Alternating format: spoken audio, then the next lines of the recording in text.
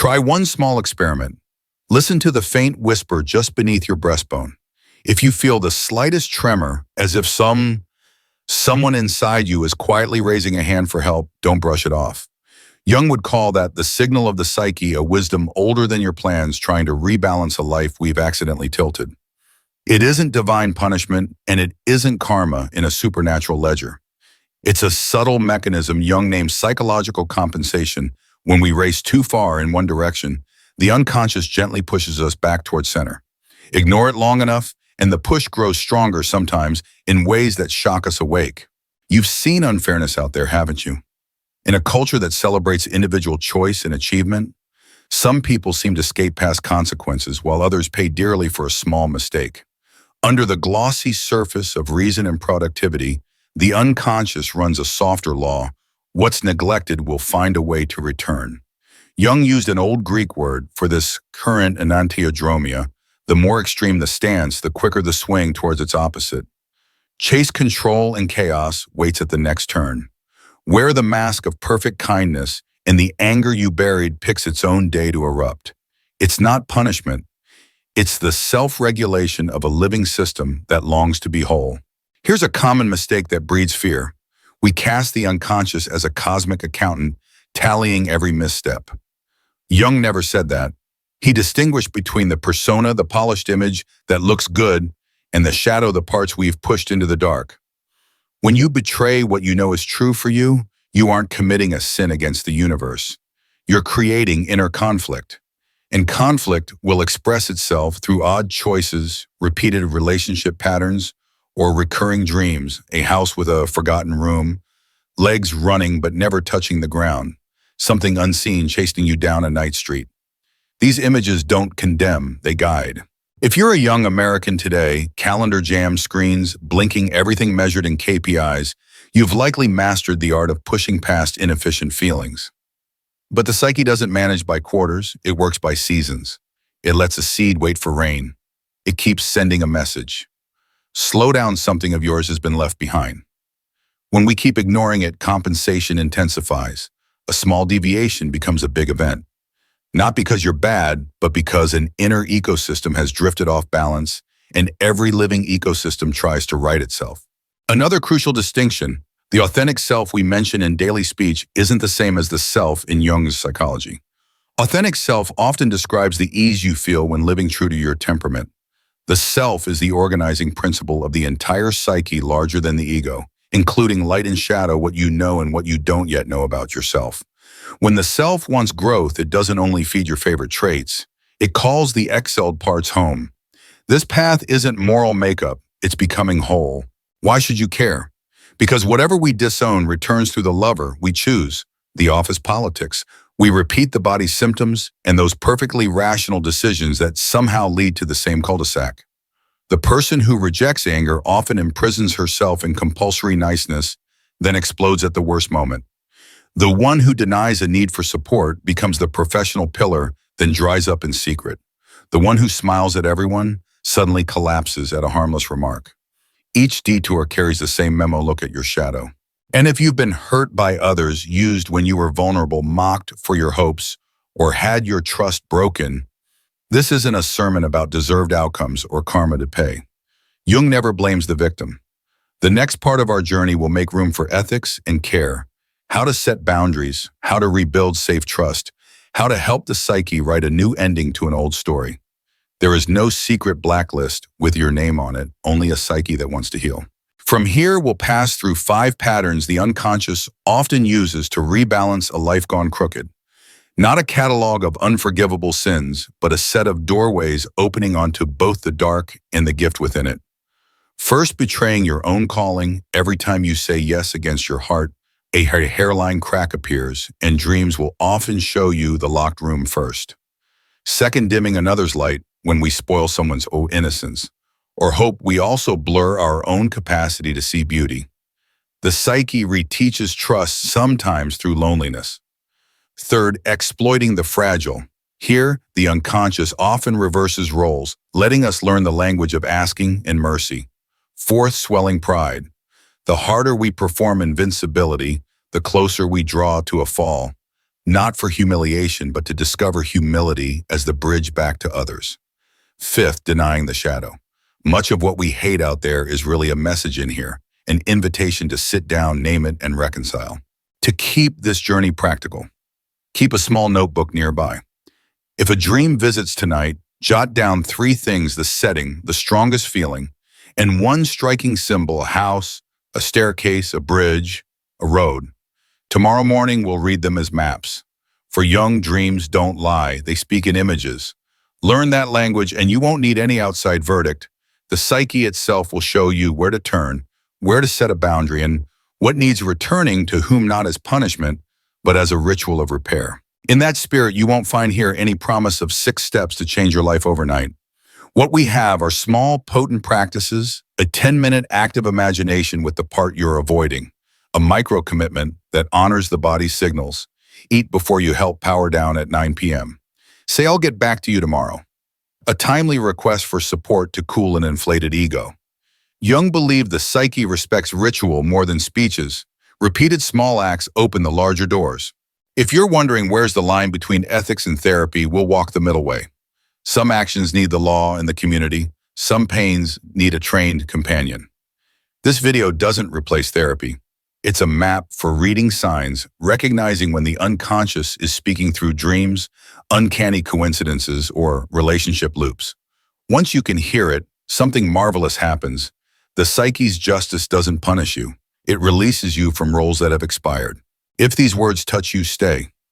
Next, we'll step through the first doorway, betraying your calling, to see why being kind to everyone can be a form of cruelty to yourself. Why the house in your dreams keeps growing rooms, and why a timely no can be the first ritual that spares the psyche from having to intervene with force. When you're ready, we'll walk not to become someone else, but to come home. Betraying the inner call. See, this is when the ego wanders off and the psyche starts to speak. Picture a simple night. The sink is clean. The last email is sent. The apartment holds its breath. In that precise hush, you hear something, not a sound, a tug. This isn't my life. You know that voice. Everyone does. But we tell ourselves, I'll deal with it tomorrow. Jung wouldn't call that moral weakness. He'd call it a signal from a system larger than the ego, the psyche trying to restore balance. Ignore it long enough and compensation gathers force. Reasonable choices lead to strange results. Old relationship loops reappear with new faces, and dreams start speaking in images that are uncomfortably clear. It's not punishment. It's an inner ecosystem refusing more distortion. Jung draws a clean line between persona and shadow. Persona is the social mask that lets us work, connect, smile on cue, and get paid. Shadow is the price of that mask: anger we don't admit, desires labeled bad, fears of being seen as weak, gifts once mocked into hiding. When we betray the call, say yes where the heart says no, sign contracts that make us wither, we're shoveling more material into the shadow's vault. Then the psyche must compensate, and antiodromia kicks in. The more we push to one pole, the harder we're pulled to the other. The more you play savior, the more you end up needing rescue. The more you chase perfection to be loved, the less loved you feel for who you are. Meet Ava, 34, a project manager in Austin. She rose fast by taking the toughest tasks. For months, though, she wakes at 3 a.m. from the same dream, a house with a corridor that never ends. Each walk reveals another locked door. In the dream, Ava holds the key but pretends to forget it. She wakes with a pebble of pressure in her throat. By day, she laughs. Must be the coffee. By night, the psyche patiently repeats the lesson. Jung would say the house is the psyche's map. The locked rooms are the unlived parts of Ava's life. No one is punishing Ava. It's her unlived life knocking on the door. In a U.S. culture that rewards speed, we're paid to accelerate and rarely praised for stopping. But the psyche doesn't follow fiscal quarters. It moves to the rhythm of metaphor. Watch the minor glitches. You forget a can't-miss appointment you've never once missed. You get lost on a street you walk daily. You say, no worries, I've got it, while your body is waving red flags. You're not being stupid. That's living memory forcing you to slow down long enough to hear. Refuse the message, and you'll pick a new partner with the familiar scent of an old wound.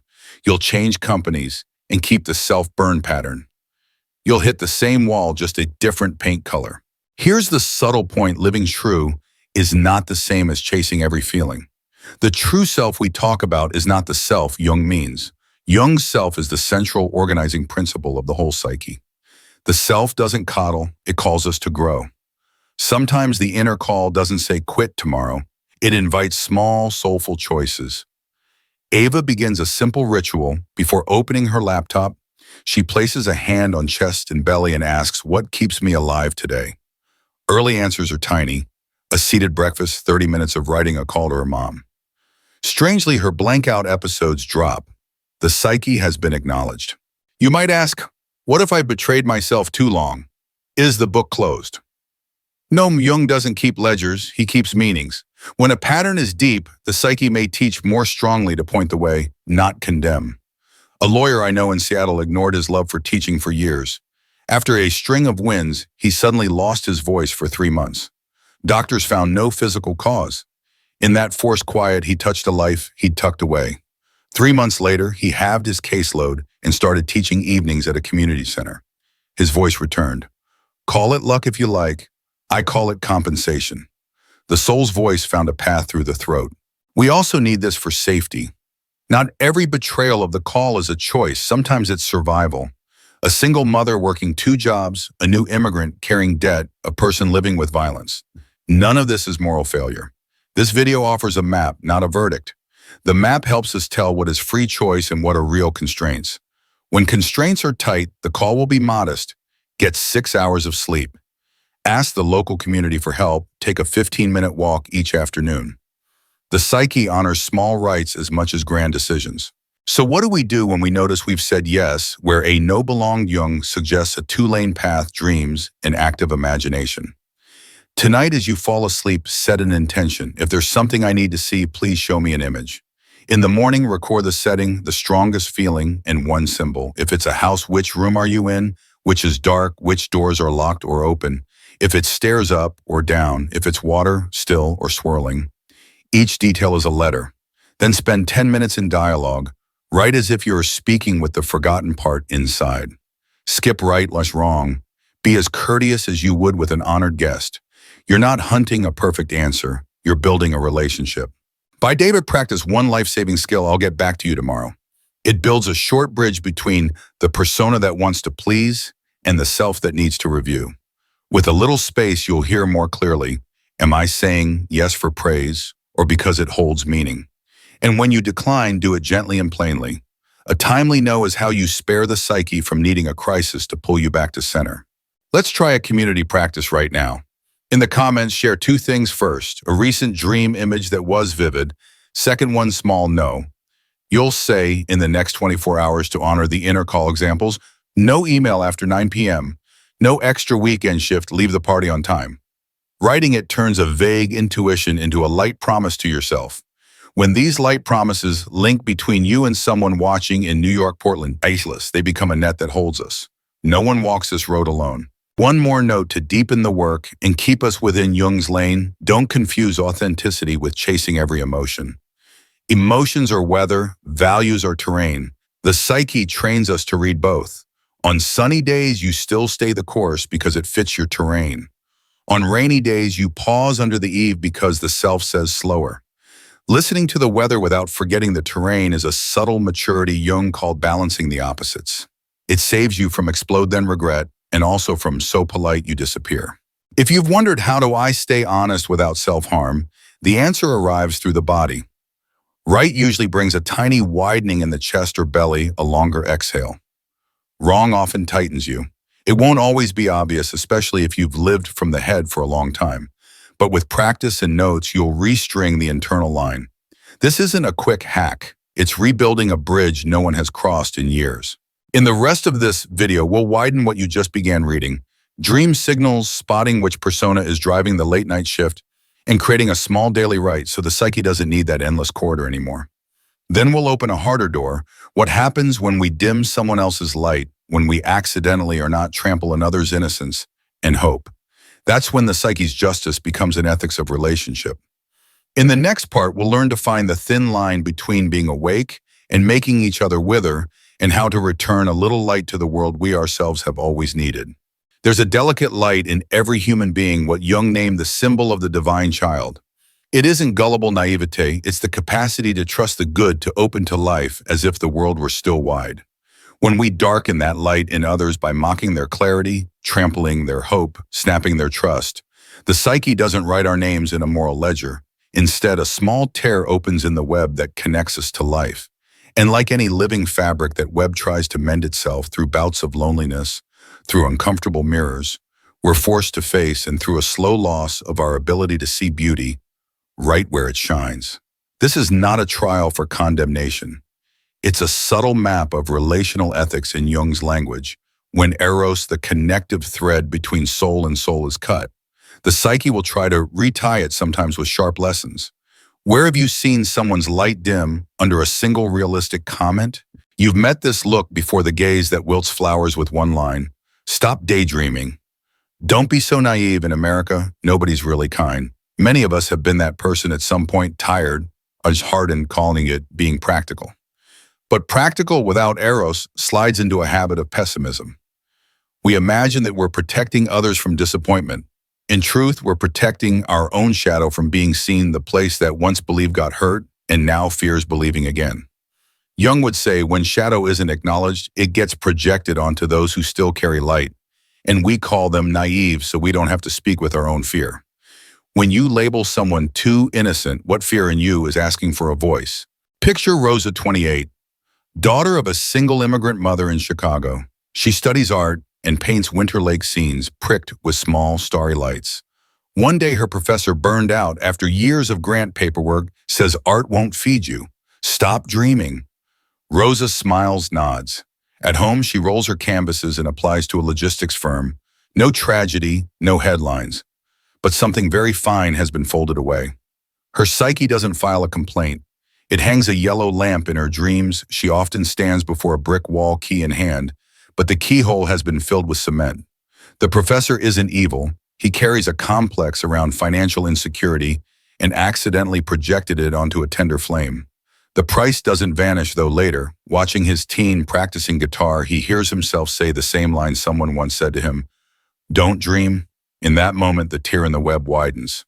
Now, a very ordinary scene. Jamal, 41, a software engineer in San Jose, proud of being blunt. When his wife signs up for classes after time at home with their child, he blurts, "You know how many people fail these little courses?" He thinks he's protecting the family from waste. In truth, Jamal's own shadow, fear of losing financial control, a quiet envy of his partner's new aliveness, speaks through him. The kitchen goes quiet. In the bad way, the clink of dishes remains, but ideas stop visiting. Strangely, Jamal notices even at work, he starts viewing proposals through Kant, and his team's creativity thins out. When we weaken hope in the person closest to us, we pull the fuse on our own grid. What happens to your own spark after you douse someone else's? Jung isn't asking us to bow to blind optimism or toxic positivity. He speaks of meaning and the balance of opposites. Hope is a movement of eros, the capacity to relate to a future that could be different from the present. When we deliberately smash that movement in another, the psyche compensates along familiar paths. First, in antiodromia, we get placed in situations that require the very hope we mocked. Rosa later becomes a logistics manager and has to inspire a team through a brutal holiday season. Every sentence on her tongue is dry. People leave one by one. She learns the hard lesson: you can't offer what you froze in someone else. Second, a loss of aesthetic sense. When we muddy another string, our eyes start seeing muddy water everywhere. Sunsets become scattered photons, children's laughter, a mere decibel count. Jung would call this a cut from eros life, disconnected from soul. Third, social isolation. Few bring seedlings to a garden where the keeper enjoys snapping stems. Which compensation have you tasted? Role reversal, dulled beauty, or quiet isolation? Can this be repaired? Yes, but not by slapping positive stickers on everything. Repair is a ritual of reconnection. First, acknowledge without a but, I said something that dimmed your lamp. Second, take responsibility and ask what would help safety return. Maybe time and space, maybe a specific action. Watching the kid one evening so she can go to class, showing up for the performance, or simply listening for 20 minutes without fixing. Third, offer restitution in the currency of eros, an unconditional yishi. Believe in you, a small alliance against the pessimism we were taught. Finally, practice non-projection when the impulse to teach a hard lesson rises. Ask, what am I afraid of here? The answer is often, I'm afraid to lose, to be ashamed, to be left behind. Name the fear correctly, and you won't need to dump it onto someone else's dream. What one sentence could you say this week that would actually give energy back? Of course, some contexts demand sobriety. Physicians must tell hard truths. Teachers must give realistic feedback. Friends must warn about real risk. The difference is the tone of Eros. I believe you can, and if not, we'll find another way, is not the same as don't dream. This plan has holes, let's fix them, is not nonsense. Eros threads a we into the sentence. Shadow cuts the thread. In attachment language, it's a cadence that speaks truth while keeping emotional safety. At home, it might be a fingertip resting on the other's hand while you offer critique. At work, it's a respectful silence before you voice dissent. How does your voice change when you add a quiet we to your truth? Try a small ritual tonight. Relight the lamp. Draw a desk lamp. On the shade, write the name of someone whose hope you've accidentally weakened. In the bulb, write one sentence that returns Eros, one line, no defense. I was wrong to discourage you. I believe in you and I'm here.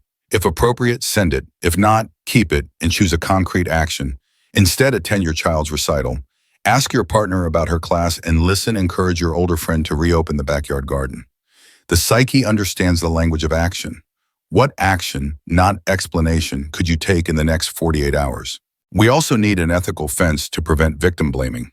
Some people do exploit innocence on purpose that belongs to a different chapter. Exploitation of the vulnerable, where community and law must step in. Here we're speaking about the everyday gray zone where we unconsciously pull the fuse on each other's dreams. When we fail in the gray, the learning potential is huge. We see our shadow, we splice arrows back into the circuit, and we become the kind of person who can tell the truth without putting out the fire. When you've been on the receiving end, what boundary helped you protect your flame? If you're willing, drop 2 notes in the comments. First, name one person who lit your lamp when you were about to quit. Second, write the one sentence you'll use to light someone else's lamp this week. From Boston to Phoenix, from a first-time interviewee to a mother returning to school, those sentences become tiny wires connecting one home to another. Whenever someone reads them, our collective psyche brightens a notch. Whose sentence do you still carry in your pocket? From the door marked innocence and hope, the path leads into a darker province where power smells blood. People who see pain and call it opportunity, helpers who build traps under the banner of care. There, the psyche's justice isn't only inner balance, it's role reversal that forces the one who held the lever to learn the fragile language of please. In the next segment, we'll step into that terrain, how to recognize exploitation, how to defend, and the rituals that restore dignity that Jung in his way always aimed toward. We'll be firm and full of arrows, saying no to abuse and yes to the fences that protect true innocence, not gullibility, but the safe space people need in order to grow. Are you ready to carry both clarity and care into that next room? There are moments when life opens a thin streak of light, when the grieving hand reaches out, when an elder believes a kind voice on the phone, when a single mother hears I can help. That is Eros, the living thread between two souls trying to mend broken shores. But at that very threshold, power often slips in wearing the mask of goodness. Jung wouldn't talk about punishment or karma ledgers. He would show how persona can collude with shadow, turning another's pain into decoration for the ego. When that happens, both psyches pay. The one exploited loses trust. The exploiter loses the capacity for real relation. And sooner or later in Antiodromia, the swing of opposites teaches its lesson by reversing roles. Meet Claire, 37, in Minneapolis, who just lost her father to a stroke. In that pitch-black week, she finds a healing guide selling a 4-week program to connect with the departed. Warm light, gentle music, reassuring voice, plus a string of uncheckable success stories. In their first consult, he talks more about his mystical gifts than about what Claire needs. He upsells a weekend immersion discounts if she pays now and warns her not to ask anyone else, or skeptical energy will disrupt the process. That night, she dreams of a suspension bridge. Her father smiles from the far side, but when she steps on the cables start to creak. The dream offers a map. The bridge can be crossed only if its cables are woven from true relating, not manipulation. Not everyone who helps is a villain. Some carry the wound of the healer. They enter the work with good intent, but once the community projects mana-sacred power onto them, inflation swells the ego and boundaries blur. They get addicted to being needed, talk instead of listen, advise instead of ask, and keep the savior role to dodge their own helplessness. Others, and we should be plain about this act, like predators. They read the language of vulnerability, fast prefer rooms with no witnesses, use fear to accelerate decisions, and trade support for money, sex, or adoration. The morals differ, the harm differs, but the Jungian mechanism rhymes. The hurting person projects the father, mother, savior image onto anyone who looks steady. The exploiter receives that projection to feed his persona. You've likely seen the red flags without naming them. Decide now or miss your chance. Don't tell anyone or you'll ruin the energy. Guaranteed results for complex human struggles. Even necessary touch framed as releasing energy. Each move violates Eros. Instead of building relation, it manufactures dependency. Where Eros is cut, Psyche exacts odd prices. The helper who uses people to feel important ends up in a desert where no one trusts them. The exploited person loses not just money or time, but trust in relation, the ground of all real healing. Another story in Ethan, 38, a Denver marketing specialist. For years, he wrote landing pages that pressed on fear. If you don't buy today, you'll miss your chance to change your life. He told himself, it's just a job. 3 years later, scammers wake his retired electrician father during midnight, threaten overdue bills, an immediate power cut, and force a transfer. When Ethan finds out, what drops him to his knees isn't only the loss, it's the echo. The language he used to jolt customers was the language that drained his father's savings. Not divine punishment, but enantiodromia, the curve turning back, forcing him to face the power he had considered harmless. After that, his sales don't just decline. Eros in him has broken. He can't say the old lines without tasting bitterness. So what do? Jung offers no quick scripts. He invites a rite of boundaries, soft walls that protect Eros. If you're a helper, coach, counselor, spiritual worker, write a small oath and hang it where you work. I will not use your pain to feel valuable. I will be transparent about money scope and limits. I will encourage you to consult trusted others. I will say I don't know and refer out when beyond my competence. An oath doesn't make you less credible. It bleeds off mana so relation can breathe. If you're on the tender side of this exchange, keep your heart open and your Eros intact with 3 habits. First, the 24-hour rule. Don't sign or send money when you're in tears or euphoria. Sleep on it and talk to a third person. Second, the 2-lock rule. Anything involving money or body needs. Double locks, clear contracts, transparent receipts, touch only for real professional reasons, with consent that can be withdrawn anytime. Third, community witnessing. Bring at least one trusted person into the loop, so Eros isn't isolated. These habits don't eliminate bad actors, but they shrink Shadow's hunting ground and give Psyche the felt sense of being seen. Inside, there's a quieter move: reclaim power. When we're starved for hope, we hand our mana to an all-knowing figure outside. Picture yourself drawing that mana back from the pedestal and placing it in the self, the wide center beyond ego. 30 seconds, hand on heart. Healing power lives in our ecosystem, in my body, my dreams, and in healthy relations. I invite help as an ally, not a master. Repeat it until your imagination stops inflating the helper's persona to cathedral size. There's also communal duty. If you see someone being pressed, an elder rush to sign a depressed friend being boxed into a miracle fix, don't look away. Be the kind third person, ask a polite question, stand close enough to witness, offer water to slow the tempo. Many U.S. cities have volunteer groups that accompany vulnerable folks at stations, hospitals, and public buildings. Find one and join. Eros isn't just a feeling, it's the moral infrastructure we build together. Let's lay 2 bricks for that shared infrastructure right now. And they in the comments post 1 red flag you've seen, pressured to decide now, told to keep secrets from family, and 1 protective sentence you'll use from today. I'll review this tomorrow. I only proceed with a contract that includes refund terms. I'd like a friend present for our meeting. Small sentences weave a communal safety net. The right eyes on the right day can step out of a trap. What about justice for those who harm on purpose? Here, the justice of Psyche and the justice of law should walk side by side. If there's danger, reach local hotlines, police attorneys, or consumer protection and victim support groups. Psyche's role reversal isn't cosmic payback. It's the unconscious pressing manipulators to taste the words they refuse to learn. Please, I need help. I'm sorry. Some will learn, some won't. Either way, our work is to keep Eros alive so the saplings still have a place to grow. And when we speak of exploitation and fragility, another root shows itself. Swollen pride, the belief that we know it all, that rules don't apply, that people are props. Psyche's bitter medicine here is an old fairy tale theme, a fall from very high.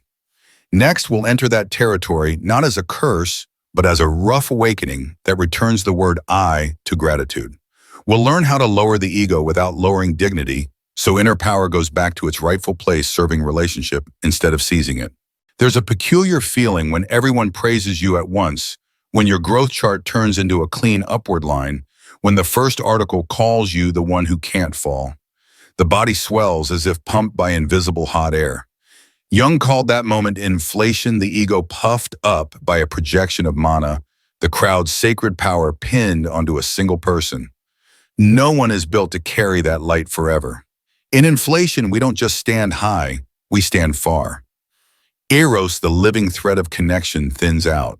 And because the psyche hates imbalance, it compensates a misstep, a sudden mirror, a dream that whispers that altitude wasn't destiny, it was weather. Jung didn't scold pride as a mere moral sin. He treated it as compensation for inferiority. The more we fear being ordinary, the tighter we cling to medals. The more we fear being exposed, the more we say, I already know. Inflation numbs pain by building a statue called I am special. But the price is the loss of true relationship to the self, the organizing center of the psyche, and to other people. So when enantiodromia arrives, the swing to the opposite, the fall isn't a punishment from a wrathful God. It's the ecosystem snapping us back to proportion so we can touch ground, breathe, and relate again. Look at Lucas 36, a creative director in Brooklyn. After a breakout branding campaign, speaking invites poured in and his fees doubled. He stopped asking why, in the room trusting that his intuition had turned into a formula. When a timid intern noted the hero color felt like being shouted at, Lucas chuckled. You haven't seen the big data. Launch day backlash forced a public apology. That night, he dreamed of an elevator to a floor that doesn't exist. The number 41 blinked doors opening onto empty air. He woke up right before the drop. Over morning coffee, he understood the psyche had written in dream language. The summit isn't a home, only a vantage point that deceives easily. Another story, Ellie, 29, a fitness coach in Nashville. Her social following hit 500,000. She started believing her body was exempt from limits. She filmed while exhausted, ignored a small twinge in her knee. Warriors don't complain. One bad jump, a torn ligament. 6 months off, said the doctor. The worst pain wasn't lost income, but losing an ego powered by unbreakable. She kept dreaming of a glass crown on her head. Every time she forced another rep, a new crack appeared. That's a symbol of the mana personality, the crown of power not forged in real gold, but in fragile glass. The cracking isn't humiliation, it's instruction. Right-sized power has limits. Some falls begin in the most private places. Sarah, 45, took pride in her perfect family in the Phoenix suburbs. Christmas photos like ads, red dresses, even smiles. When her son showed signs of depression, she denied it. We're strong, don't start drama. He stopped going to school for weeks. The family's reputation map tore down the middle. She realized reputation had been her shield against a deeper fear of imperfection, of being hurt. Humility arrived like a bitter medicine, not bowing to self-disparage, but returning the ego to proportion before reality and before the people you love. Important distinction, healthy pride is innocent. Being proud of honest work and a hard-won journey is soul vitamin. What Jung warns is hubris, the fantasy that common rules don't apply to me. That feedback is an insult that other people exist as props. When hubris swells, we stop learning from reality. The ego becomes a windless tower where Eros can't breathe. No wonder the pop often comes at peak excitement. The psyche chooses the most effective moment to deflate. So how do we land without self-shaming? 3 small rights. First, the I don't know right once a week. Say it on purpose in a real open situation where others can hear. Not a performance, an honest gap. It's a pin to let out hot air and invite Eros back into the room. Second, the let others lead right. Pick one meeting, meal, or workout you usually direct and hand the lead to someone else. Your job is to listen until you change your mind at least once. Third, the kind failure log every Friday night. Name one decision that didn't go well and 1% repair you'll make next week. Small proportions are the antidote to inflation. They return you to human rhythm where real healing happens. Dreams will help you track the descent. If you dream of flying too high of ladders, shooting upward of buildings without fire escapes, that's often inflation's signature. If you dream of falling and landing safely, or going down into a cellar and finding something precious, the psyche is granting the ego a safe drop to meet what's deeper. Record details your shoes, whether you carried a light, who waited below. Every image is a line in the unconscious epic, teaching you to move at ground level. On the relational level, try a practical ritual, the empty chair for descent. In the meeting room, the kitchen, or among friends, place a chair and say, "This is the seat for the voice that disagrees." Invite someone to sit and say what they see. This habit turns reality into an ally, so you don't have to wait for a fall to learn what simple feedback could have taught. Hubris hates that chair. Eros is grateful for it. I want to invite a small community moment under this video. Share two things first. A recent moment you said, "I don't know," and what happened. Second one, empty chair you'll place at home or work in the next 7 days. As your stories appear, someone in Detroit, Boise, or Tampa will copy you, and we'll watch a network of empty chairs bloom across the map, slowly venting the hot air of collective arrogance. Two Jungian add-ons. One is the trickster, the psyche's prankster, who pokes holes in over-serious balloons. You trip on stage, the deck crashes on the crucial slide. Your kid asks, "Are you always right, Dad? The trickster's at work." Don't despise it. It's the immune system against inflation. The other is projection. The inflated often brand others stupid to avoid the fear. I might be wrong. The antidote is curiosity. Each time you're tempted to sneer, ask, "What sliver of truth am I not seeing here?" The question reopens Eros and cracks a window in the tower. One last heart practice, say, "Please help at least once in the next 72 hours. Ask a colleague to sanity check a slide. Ask your kid to show you an app. Ask a neighbor to hold a package. Please help doesn't make you small. It places you back in community." Jung would smile when the ego agrees to be one among many, the self can breathe, and the psyche's justice can be gentler. From the land of puffed-up pride, a natural road leads to a more familiar night, our disowned shadow. Hubris is often the wall we build to avoid seeing what we fear to admit: envy, fear, greed, tenderness. If you notice a crack in your glass crown, don't panic. Next, we'll set the crown down and face the mirror of shadow, not to condemn ourselves, but to name, negotiate, and invite the exiled energies back to serve life. Stay with us. We'll practice becoming more human, not more saintly, and that's the sustainable path. There's a stranger living inside you. This figure knows what you won't admit, speaks lines you're afraid to say, and holds the energies you exiled long ago. Jung called this stranger the shadow. The shadow isn't a demon, it's the banished parts of the soul's life. Anger-starved desire, shamed ambition labeled bad tenderness, pushed away. When we refuse the shadow, we don't become better. We become less true. And the psyche, with its instinct for self-balancing, will try every door to bring the rejected parts home. Symptoms. Reasonable choices that somehow lead us back into old minefields. Dreams where a stranger rings the bell at 3 a.m. Picture Mark, 40. A Seattle software engineer proud of being calm and kind. He never blows up. He brings tea to colleagues and says yes even when overloaded. But the nicer he grows, the more quietly irritable he gets, ignoring texts, showing up late to others' meetings, flat at family dinners. That's buried anger trying to find a path, not by shouting, but by absence. One night, Mark dreams of a black dog at his door, tail lightly wagging, eyes straight on him. He shuts the door. The dream repeats. Jung would say the shadow is knocking in the shape of instinct. Keep playing, perfectly nice, and the bull will nose its way in a blow-up at the worst time or a quiet exit from the people he loves without knowing why. Another face, Anna, 33, a Boston nurse raised on the gospel of sacrifice. She learns the art of needing nothing, giving up breaks, skipping meals, smiling on cue. Her body answers back, eczema racing, heart sudden waves of exhaustion, like someone pulled a plug. She runs harder yoga podcasts, gratitude lists, but snaps online at people who complain. Weak. That's projection pinning onto others the parts she won't claim. The day she faints in the break room, her dream shows a lit basement with a wooden table set with hot food. She stands on the stairs, wanting to go down feet glued. Psyche isn't moralizing. Psyche is inviting down the stairs back to need. Refusing the shadow doesn't just unbalance us.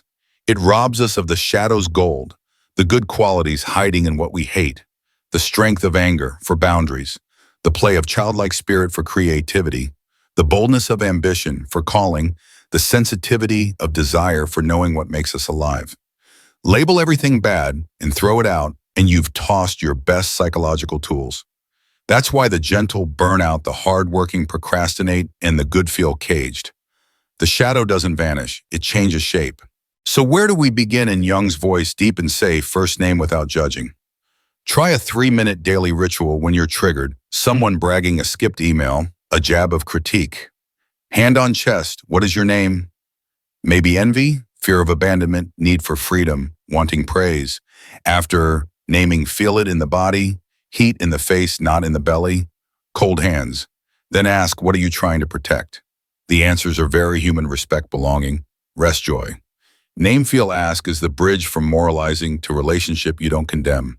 You converse. Second, active imagination. Jung's favorite tool. Tonight, write a short letter to the stranger in you, the envious one, the influencer, the rebel kid. Ask 3 questions. When did you arrive? What do you protect?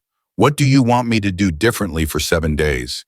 Then switch roles, answer in your non-dominant hand or a different script. Don't expect pretty, expect raw truth. If envy says, I'm scared you'll be left behind, turn off Instagram for 3 days. That's a good ritual. If the rebel says, I need unscheduled space, take a 20-minute walk with no headphones. Psyche honors small repeated rites over long speeches. Third, make a treaty with the shadow. A soft contract that gives it legal ground to live. If your anger wrecks meetings, give it office hours, 10 minutes each afternoon alone. Write 3 things you're angry about and 1 boundary you'll propose calmly. If exiled desire turns you into a mocker, find a safe sandbox, dance class, painting trail, running so life energy burns in the right channel. When the shadow has a room, it doesn't have to break windows. A piece many skip, but is pure gold: anima/animus. The inner feminine in men and inner masculine in women, and as a spectrum in everyone. When the shadow's rejected, a woman's animus can harden into a harsh judge. Not enough. Never enough. While a man's anima can thin into a vague cloud. Maybe tomorrow, I'm not sure. Integrating the shadow often sounds like a tone shift. Turn the judge into an ally. Choose one kind action today. Turn the cloud into a stream with shape. Call dad for 10 minutes tonight. Small, yes, but those gentle orders pull Psyche back into orbit. Dreams in this stage are maps. If you dream of a stranger at the door, crack it open and ask, what gift did you bring? If you dream of a house with many rooms, flip on one light and describe the first object you see. Many find it's a tool, hammer, pen, map, as if the unconscious is handing them gear for the work. If you dream of animals, dog, snake, horse, don't ask good or bad. Ask, what skill do you teach? Dog teaches loyalty and protection. Snake teaches shedding and boundaries. Horse teaches vitality and the reign of energy. The shadow speaks in the tongue of instinct. Now ground this for everyday American life. 3 familiar scenes: the Zoom meeting where you nod yes, but quietly forget to follow through. The dinner where you serve everyone the best portion, then eat scraps in the kitchen. The weekend slow living story you post while clutching a laptop. Shadow is their passive aggression instead of boundary, self-sacrifice instead of need, performance instead of joy. Pick one small reversal within 72 hours. Say, I'll need more time. Sit and eat your share with the table, or take 1 weekend day off from posting. These aren't defeating the shadow, they're befriending it. Community heals shadow because shame, the fuel of exile, only thrives in the dark. Drop one simple line in the comments. My shadow is quawarned, and this week I will lashaduanum. My shadow is envy of friends' talent, and this week I'll write one specific compliment. My shadow is fear of rejection, and this week I'll email for feedback. When these lines appear from Atlanta to Portland, student to retiree, the shadow isn't alone anymore. Shame loses power and Eros relational warmth switches on. Safety note: You must not skip if your shadow holds trauma, violence, or abuse. Don't go alone. This video isn't therapy. Find a licensed clinician. Bring your dream, your letter to the shadow, and your small treaty. Jung trusted that Psyche heals through trustworthy relationship, where the shadow is seen without humiliation, named without condemnation. How do I know I'm moving in the right direction? 2 signs. First, softness increases. You're not suddenly perfect, but there's a small pause where a reaction used to be enough room to choose. Second, small joys return: a quiet cup of coffee, a run without headphones, a clean, undefended no. When these show up, the shadow has come in through the back door, sat at the kitchen table, maybe even washed the dishes. Not a miracle, just a new order. From here, the natural path bends toward closure, where 5 doors we've walked through, betraying the call. Darkening innocence, in hope, exploiting the vulnerable swelling. Pride, rejecting the shadow close into a circle. Not a chord in equilibrium. Next, we'll cast everything into a short evening rite you can do tonight. Read a dream sign, set a gentle boundary, relight a lamp for someone else, and sign a peace pact with the shadow. Stay if you can, not to become a saint, but to come home as a human being, bright enough to see the road, dark enough to see the stars. And if you're at a crossroads, leave or stay, I don't have your answer. But the self-score plus 5-minute ritual plus treaty plus recovery plan will clarify the picture. With clarity, a quiet gift arrives. Whether you go or stay, you grow. That feeling is individuation, steady, small, even like a kitchen clock in a warm house. Before we close part 5, do one small thing. Open your phone and book a 20-minute date with the self within the next 48 hours. Title: Light Before Feeling. Contents: the 5 self-score criteria, plus the 5-minute ritual, plus 1 fun action. Cafe table car before home, or the front steps in at dawn. One date can pivot an entire week.